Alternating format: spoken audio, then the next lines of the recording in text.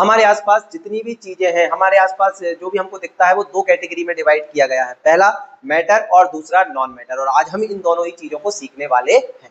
Hello students, क्या हालचाल। मैं गजेंद्र सर आपका स्वागत करता हूं हमारी प्यारी सी series super basics of chemistry, और हमारे चैनल का नाम है Gajendra sir chemistry.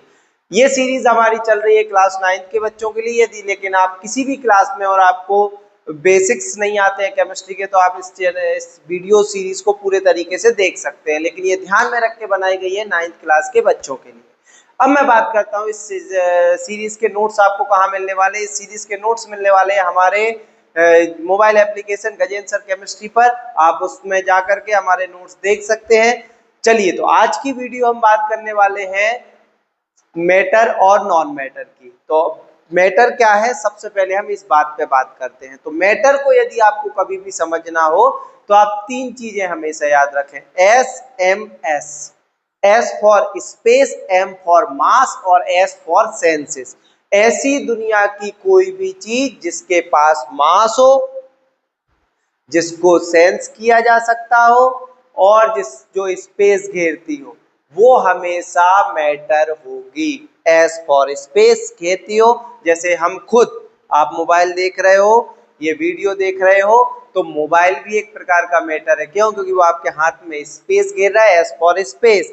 M for mass, आपके हाथ में उसका कुछ वजन भी लग रहा होगा, तो जिसके पास मास भी है स्पेस भी घेरता है, और आपने स्किन से सेंस कर सकते हो, आप उसको अपनी आंखों से देख सकते हो, टच कर सकते हो, और जिसको हमारी सेंसेस के द्वारा सेंस किया जा सकता हो, वो मैटर होता है। तो डेफिनेशन क्या बनेगी? Anything which occupy space has mass and sensed by our senses is called matter।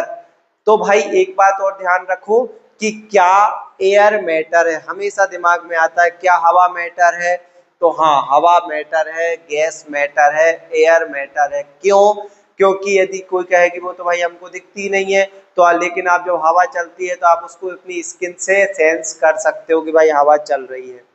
दूसरी बात, क्या वो वजन होता है उसके पास? हाँ, आपके घर में रखा हुआ एलपीजी गैस का सिलेंडर, वो भी एक गैस का फॉर्म है, लेकिन जब आप वो भरा होता है एलपीजी का सिलेंडर तो आप उसको उठाते हो तो वो भारी होता है, लेकिन जब गैस खाली हो जाती है तब उठाते हो तो हल्का हो जाता है। इसका मतलब जो गैस है उसके पास आपका वजन था, मास था। इसी के हिसाब से आप ये भी देख सकते हो, जब आप घर में छत पे अपने कपड़ों को सूखने के लिए डालते हो और बहुत तेज हवा या आंधी आती है, तो वो भी एक एयर का फॉर्म है, आंधी।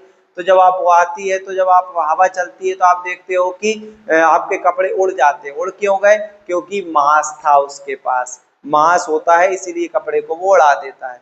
फिर क्या ये स्पेस घेरती? हाँ, कोई भी गैस जिस सिलेंडर में भरी हुई है उसमें कुछ ना कुछ तो गैस स्पेस घेर ही रही है ना, तो गैस स्पेस को भी ऑक्यूपाई करती है, इसलिए गैस या एयर हमेशा मैटर होगा। ये हमेशा कंफ्यूजन बना रहता है। तो यहाँ पे मैं एक कंक्लूजन दे दूं, जो भी फिजिकल सब्सटेंसेस हैं वो सारे आपके क्या है? मैटर है। वो सारे आपके क्या है? मैटर है। आप हमेशा याद रखें कि दुनिया में जितनी भी चीजें हैं उनको दो भागों में बांटा गया है, एक मैटर और एक नॉन मैटर। तो यहाँ आपको आई होप कि समझ आया होगा कि मैटर क्या है। अब मैं एक चीज छोटी सी बता दूं कि मैटर और हमारे सेंसेस का क्या रिलेशन है। देखो, हमारी 5 सेंस है, जैसे आई हमारे काम करता है कलर, किसी भी मैटर के कलर को देखने में, उसके शेप को देखने में, उसको किस तरीके का साइज है उसको देखने में मदद करता है। हमारे ईयर किसी भी मैटर के साउंड को सुनने में हमें मदद करते हैं। हमारी टंग हमारी मैटर को टेस्ट करने में मदद करती है, जैसे गुलाब जामुन, रसगुल्ला, ये भी मैटर है कि गुलाब जामुन के पास मास भी होता है, स्पेस भी घेरती है और सेंस भी की जा सकती है। तो उसको जब टेस्ट करते हो तो हमारी जो सेंस है वो इसमें रोल निभाती है। साथ ही हमारे पास क्या है? स्किन हमारी क्या करती है? टच करके किसी भी मैटर को महसूस करते हैं कि आपको कुछ भी रखा है, आप आंख बंद करके अंधेरे कमरे में इस तरीके से महसूस करते हो ना, तो दैट इज कि ये हमें हेल्प करती है कि किस तरीके से हम मैटर को महसूस कर सकते हैं। और नोज हमारी स्मेल को सेंस करती है कि भाई कहीं से अच्छी स्मेल आ रही है या खराब स्मेल आ रही है, ठीक है। तो ये हमारे यहाँ पे सेंस करने में हेल्प करती है। That is relation between matter and senses. तो यहाँ आपको समझ आया होगा कि मैटर क्या है। अब हम बात करते हैं कि नॉन मैटर क्या है। तो मैं आपको बहुत क्लियरली बता दूं, जो मैटर था उसका अपोजिट सोच लो। मैटर पे क्या था, ये स्पेस घेरता था, ऑक्यूपाई करता था। तो इसका अपोजिट कर दो कि जो भी चीज स्पेस को ऑक्यूपाई ना करे वो नॉन मैटर है।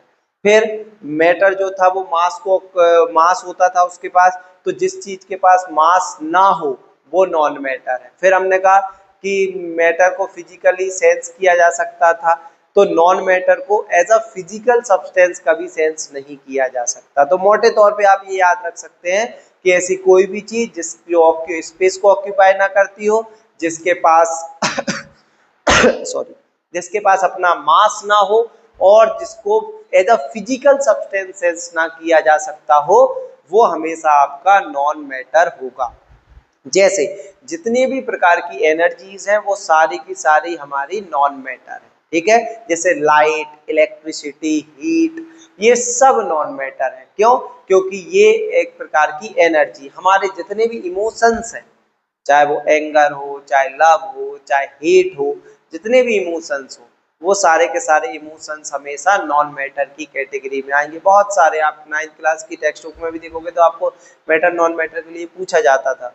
तो हमें हमेशा कंफ्यूजन होता था कि पूछ लिया लव, अब बच्चे कंफ्यूज कि मैटर है कि नॉन मैटर। लव एक इमोशन है, इमोशन है मतलब फीलिंग है, फीलिंग है, तो ये हमेशा किस में आएगा, नॉन मैटर में। बिल्कुल क्लियर रखो, जो फिजिकली प्रेजेंट सब्सटेंसेस है दुनिया में वो मैटर है, जितनी एनर्जीज हैं, जितने भी इमोशंस हैं, वो सब नॉन मैटर। तो यहां से आपको क्लियर हुआ होगा कि एक्चुअल में मैटर और नॉन मैटर क्या होता है। अब मैं आपको एक सिंपल सा टास्क दे रहा हूं कि आप अपने आसपास जितने भी मैटर और नॉन मैटर हैं उनकी 5 मैटर नॉन मैटर को आप कमेंट बॉक्स में बताएं कि आपके आसपास की जितनी भी चीजें हैं उनमें मैटर कौन सी चीज है और नॉन मैटर कौन सी चीज है।